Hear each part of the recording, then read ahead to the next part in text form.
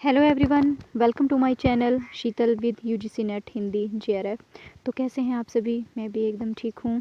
तो जैसा कि आप सभी को पता है कि यूजीसी नेट हिंदी के पाठ्यक्रम में इकाई 7 में वर्णित कहानियाँ लगी हुई है। तो आज हम पढ़ेंगे उनमें से एक कहानी अपना अपना भाग्य, जिसके लेखक जैनेंद्र कुमार जी है। इस कहानी का वाचन शीतल ठाकुर के द्वारा किया जा रहा है। अब हम एक एक लाइन करके अपनी आज की कहानी को पढ़ेंगे।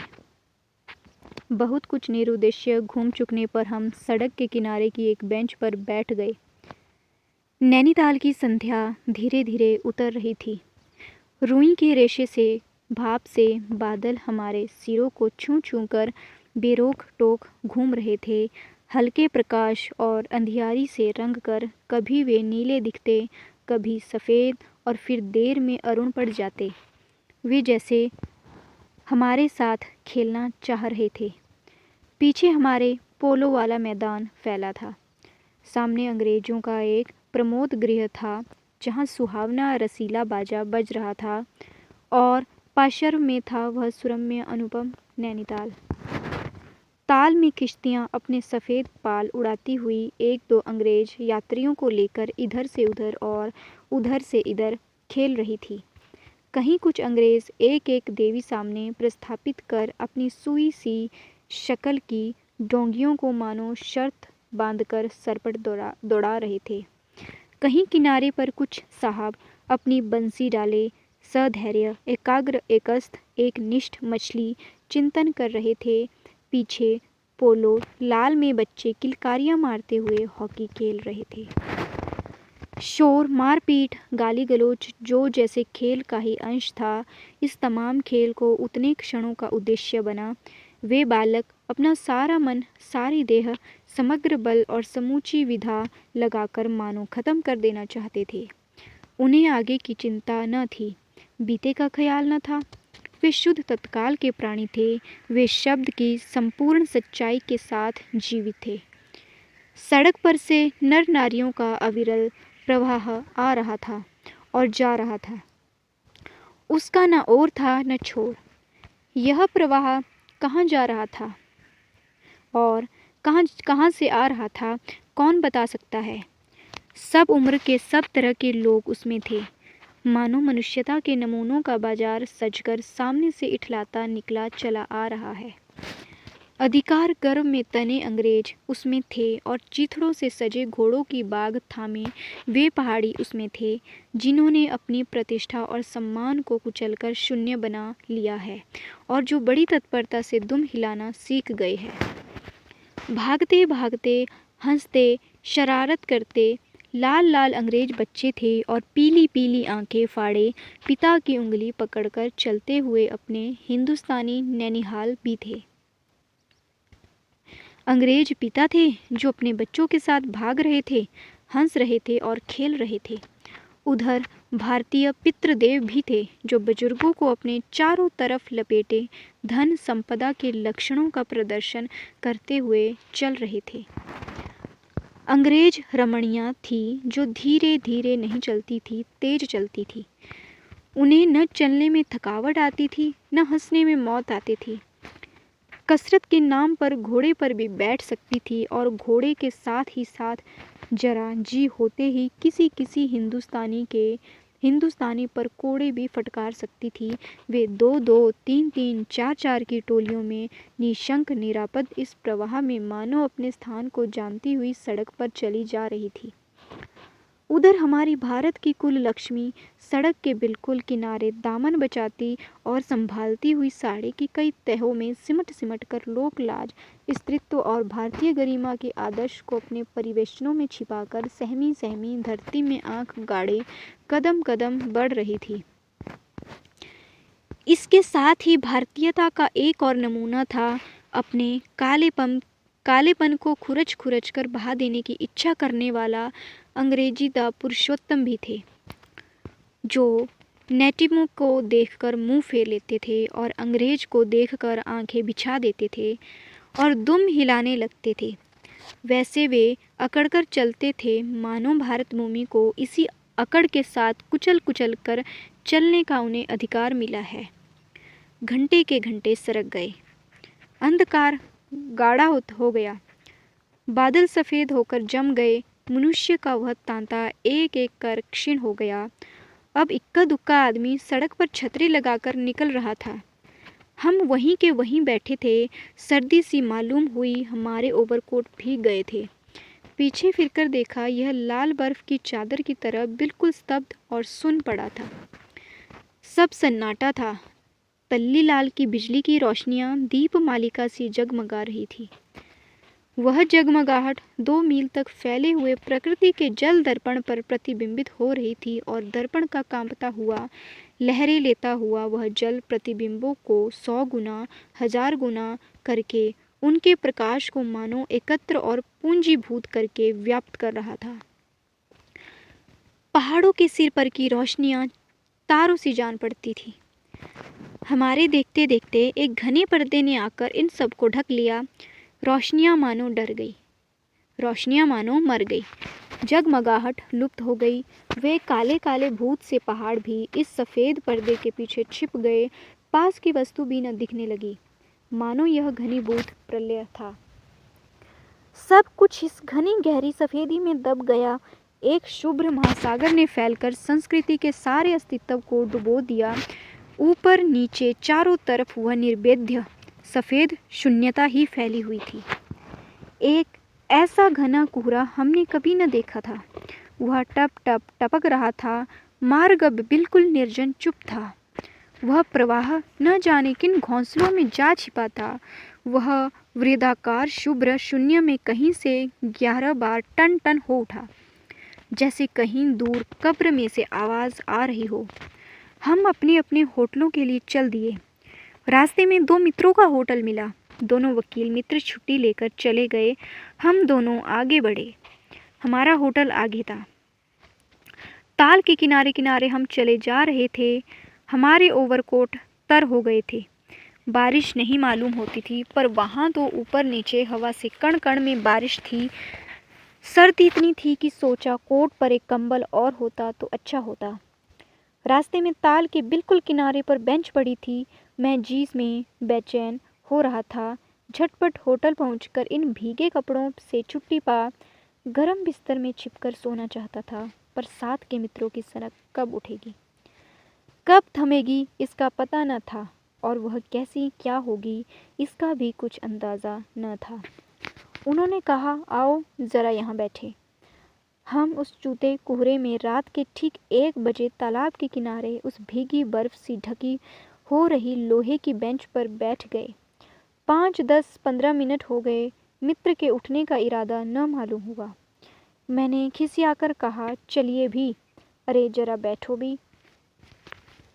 हाथ पकड़कर जरा बैठने के लिए जब इस जोर से बैठा लिया गया तो और चारा न रहा। लाचार बैठे रहना पड़ा। सनक से छुटकारा आसान न था, और वह ज़रा बैठना ज़रा न था, बहुत था। चुपचाप बैठे तंग हो रहा था, कुढ़ रहा था कि मित्र अचानक बोले, देखो वह क्या है। मैंने देखा, कोहरे की सफ़ेदी में कुछ ही हाथ दूर में से एक काली सी सूरत हमारी तरफ बढ़ी आ रही थी।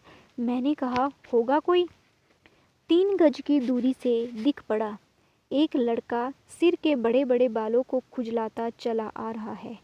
नंगे पैर है, नंगा सिर, एक मैली सी कमीज लटकाए है। पैर उसके न जाने कहाँ पड़ रहे हैं, और वह न जाने कहाँ जा रहा है, कहाँ जाना चाहता है। उसके कदमों में जैसे कोई न अगला है, न पिछला है, न दायां है, न बायां है। पास ही चुंगी की लालटेन के छोटे से प्रकाश वृत्त में देखा, कोई 10 बरस का होगा। गोरे रंग का है, पर मैल से काला पड़ गया है। आंखें अच्छी बड़ी पर रूखी है। माथा जैसे अभी से जुल्फियाँ खा गया है। वह हमें न देख पाया।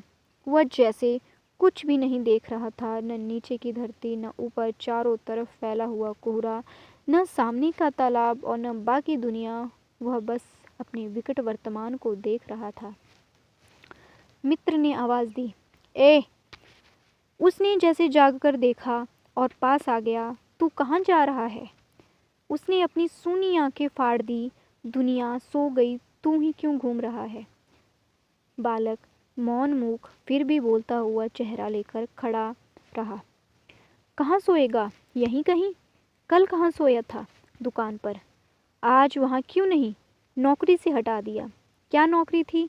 सब काम, 1 रुपया और जूठा खाना। फिर नौकरी करेगा? हाँ। बाहर चलेगा? हाँ। आज क्या खाना खाया? कुछ नहीं। अब खाना मिलेगा? नहीं मिलेगा। यूं ही सो जाएगा। हाँ। कहाँ? यहीं कहीं। इन्हीं कपड़ों में? बालक फिर आंखों से बोलकर मुंह खड़ा रहा। आंखें मानो बोलती थी, यह भी कैसा मूर्ख प्रश्न है। माँ बाप है? है। कहाँ है? 15 कोस दूर गांव में। तू भाग आया? हाँ। क्यों? मेरे कई छोटे भाई बहन हैं, सो भाग आया। वहाँ काम नहीं, रोटी नहीं, बाप भूखा रखता था और मारता था, माँ भूखी रहती थी और रोती थी, सो भाग आया। एक साथी और था, उसी गांव का, मुझसे बड़ा था। दोनों साथ यहाँ आए। वह अब नहीं है। कहाँ गया? मर गया। मर गया? मर गया। हाँ साहब ने मारा, मर गया। अच्छा, हमारे साथ चला? हमारे साथ चल। वह साथ चल दिया। लौटकर हम वकील दोस्तों के होटल में पहुंचे। वकील साहब, वकील लोग होटल के ऊपर के कमरे से उतरकर आए। कश्मीरी दोसाला लपेटे थे, मौजे चढ़े, पैरों में चप्पल थी, स्वर में हल्की सी झुंझलाहट थी, कुछ लापरवाही थी। आहा, फिर आप कहिए, आपको नौकर की ज़रूरत थी ना? आपको नौकर की ज़रूरत थी ना? देखिए यह लड़का है। कहाँ से ले आए? इसे आप जानते हैं? जानता हूँ, यह बेईमान नहीं हो सकता। अजी, ये पहाड़ी बड़े शैतान होते हैं। बच्चे बच्चे में गुल छिपे रहते हैं। आप भी क्या अजीब है, उठा लाए कहीं से। लो जी, यह नौकर लो।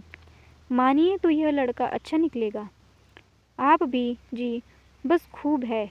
ऐरे गैरे को नौकर बना लिया जाए, अगले दिन वह न जाने क्या क्या लेकर चंपत हो जाए। आप मानते ही नहीं, मैं क्या करूं? माने क्या खाक? आप भी जी, अच्छा मजाक करते हैं। अच्छा, अब हम सोने जाते हैं। और वे 4 रुपये रोज़ के किराए वाले कमरे में सजी मसहरी पर सोने झटपट चले गए। वकील साहब के चले जाने पर होटल के बाहर आकर मित्र ने अपनी जेब में हाथ डालकर कुछ टटोला, पर झट कुछ निराश भाव से हाथ बाहर कर मेरी ओर देखने लगे। क्या है? इसे खाने के लिए कुछ देना चाहता था। अंग्रेजी में मित्र ने कहा, मगर 10-10 के नोट है। नोट ही शायद मेरे पास है, देखूं। सचमुच मेरी पॉकेट में भी नोट ही है। हम फिर अंग्रेजी में बोलने लगे। लड़के के दांत बीच बीच में कटकटा उठते थे, कड़ाके की सर्दी थी। मित्र ने पूछा, तब? मैंने कहा, 10 का नोट ही दे दो। शक पकाकर मित्र मेरा मुंह देखने लगे। अरे यार, बजट बिगड़ जाएगा। हृदय में जितनी दया है, पास में उतने पैसे तो नहीं हैं। तो जाने दो, वह दया ही इस जमाने में बहुत है। मैंने कहा। मित्र चुप रहे, जैसे कुछ सोचते रहे। फिर लड़के से बोले, अब आज तो कुछ नहीं हो सकता, कल मिलना। वह होटल डी पब जानता है, वहीं कल 10 बजे मिलेगा। हाँ, कुछ काम देंगे हुजूर। हाँ हाँ, ढूंढ दूंगा। तो जाऊं? हाँ। ठंडी सांस खींचकर मित्र ने कहा, कहाँ सोएगा? यहीं कहीं, बेंच पर, पेड़ के नीचे, किसी दुकान की भट्टी में। बालक फिर उसी प्रेत गति से एक और बड़ा और कोहरे में मिल गया। हम भी होटल की ओर बढ़े। हवा तीखी थी, हमारे कोटों को पार कर बदन में तीर सी लगती थी। सिकुड़ते हुए मित्र ने कहा, भयानक शीत है, उसके पास बहुत कम कपड़े हैं। यह संसार है यार। मैंने स्वार्थ की फिलॉसफी सुनाई। चलो, पहले बिस्तर में गर्म हो लो, फिर किसी और की चिंता करना। उदास होकर मित्र ने कहा, स्वार्थ जो कहो, लाचारी कहो, निष्ठुरता कहो या बेहयाई। दूसरे दिन नैनीताल स्वर्ग के किसी काले गुलाम पशु के दुलारे का वह बेटा, वह बालक निश्चित समय पर हमारे होटल डी पब में नहीं आया। हम अपनी नैनीताल की सैर खुशी खुशी कदम कर चलने को हुए। उस लड़के की आस लगाते बैठे रहने की ज़रूरत हमने न समझी। मोटर में सवार होते ही थे कि यह समाचार मिला कि पिछली रात एक पहाड़ी बालक सड़क के किनारे पेड़ के नीचे ठिठुर कर मर गया। मरने के लिए उसे वही जगह, वही 10 बरस की उम्र और वही काले चिथड़ों की कमीज मिली। आदमियों की दुनिया ने बस यही उपहार उसके पास छोड़ा था। पर बताने वालों ने बताया कि गरीब के मुंह पर छाती, मुट्ठी और पैरों पर बर्फ की हल्की सी चादर चिपक गई थी, मानो दुनिया की बेहयाई ढकने के लिए प्रकृति ने शव के लिए सफ़ेद और ठंडे कफन का प्रबंध कर दिया था। अब सुना और सोचा, अपना अपना भाग्य है। इस प्रकार हमारी यह कहानी अपना अपना भाग्य जो कि जैनेंद्र द्वारा लिखी गई है यहीं पर समाप्त होती है। जैनेंद्र कुमार की कहानी अपना अपना भाग्य प्रथम प्रकाशन विशाल भारत पत्रिका में सन 1929 ईस्वी में हुआ था।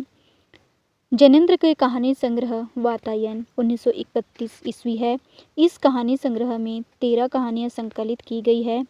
हमारी पहली कहानी जो कि इस कहानी संग्रह में लगी हुई है और परीक्षा की दृष्टि से अति महत्वपूर्ण है, फोटोग्राफी, चोरी, खेल, अपना अपना भाग्य, दिल्ली में, अंधे का भेद, आतिथ्य, ब्याह, निर्मम, साधु की हट, चलित चित्र, तमाशा। इस कहानी में एक महत्वपूर्ण पंक्ति है जो कि जैनेंद्र के द्वारा लिखी गई है। कहानी एक भूख है जो निरंतर समाधान पाने की कोशिश करती है। यह जो उद्धरण है वह जैनेंद्र का है और यह परीक्षा की दृष्टि से अत्यंत महत्वपूर्ण है। इस कहानी में आए गए उल्लिखित स्थान है नैनीताल, जहाँ की घटना कहानी में वर्णित की गई है, होटल डी पब जहाँ लेखक और उसका मित्र रहता है।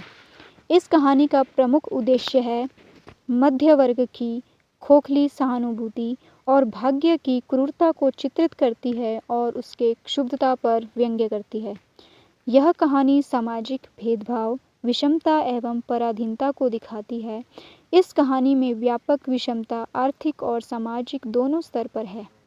शिक्षित मध्य वर्ग की स्वार्थपरकता को उजागर करने वाली कहानी गुलाम भारत की 20वीं सदी के नैनीताल शहर का परिवेश है। यह कहानी जो है वो संवाद शैली में लिखी गई है। इस कहानी में पहाड़ों के सौंदर्य बोध को उद्घाटित किया गया है। यह एक विचार प्रधान कहानी है। यह कहानी भाग्यवादी विचारों का समर्थन नहीं करती। भारतीय स्त्री पुरुषों की तुलना अंग्रेज स्त्री पुरुषों से की गई है। अंग्रेजों की चाटुकारिता करने वालों पर व्यंग्य करती है। कहानी में बेरोजगारी की समस्या का चित्रण करती है। कहानी में पहाड़ी लोगों पर किए जाने वाले तथाकथित विश्वास की समस्या का चित्रण भी किया गया है। इस कहानी के प्रमुख पात्र है पहाड़ी लड़का जो कि 10 वर्ष का है, लेखक जो कि कथावाचक है जो अपनी कहानी बता रहा है, लेखक का मित्र। इस कहानी के गौण पात्र है 2 वकील मित्र। इनमें से एक लड़के को नौकर नहीं रखता है, लड़के का साथी जिसे उसका मालिक मार देता है। इसी तरह हमारी आज की कहानी यहीं पर समाप्त होती है। इस कहानी के अंतर्गत आए हुए पात्र, गौण पात्र, इस कहानी का प्रकाशन वर्ष, इस कहानी के लेखक और महत्वपूर्ण पंक्तियाँ आप सभी को याद रखनी है और साथ में एक अपनी बुक में भी इसको लिखते चलना है ताकि परीक्षा में यदि इस कहानी में से कोई प्रश्न आता है तो आप उसको अच्छी तरह से कर सकें। इस तरह हमने अपनी 10 कहानियाँ पढ़ ली है और यह जो है वो 11वीं कहानी है अपना अपना भाग्य जो कि जैनेंद्र की है। अब हम मिलते हैं अपनी नई कहानी के साथ। यदि आप सभी को मेरी वीडियो अच्छी लगी हो तो प्लीज़ लाइक, शेयर व सब्सक्राइब करना ना भूलें और बेल आइकन को प्रेस करें ताकि ज़्यादा से ज़्यादा वीडियो आप तक पहुंचती रहे।